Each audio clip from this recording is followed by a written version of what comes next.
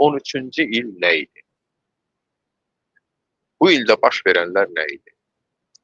2013-cü il Azərbaycan dövlətinə və dövlətçiliyinə qəsd ili idi. Biz Azərbaycan dövləti olaraq ən böyük itkilərə məhz 2013-cü ildə baş verən hadisələrin sayəsində yol vermişik. Xoşbəxtlikdən insan itkiləri olmuyor Qarabağdakı kimi. Biz Qarabağda iki müharibə dövründə 25-30 min arası insan itirmişik. Allah hamısına rəhmət eləsin. Amma 2013-cü ildə baş verən hadisələr fonunda biz Qarabağdan 5 dəfə artıq,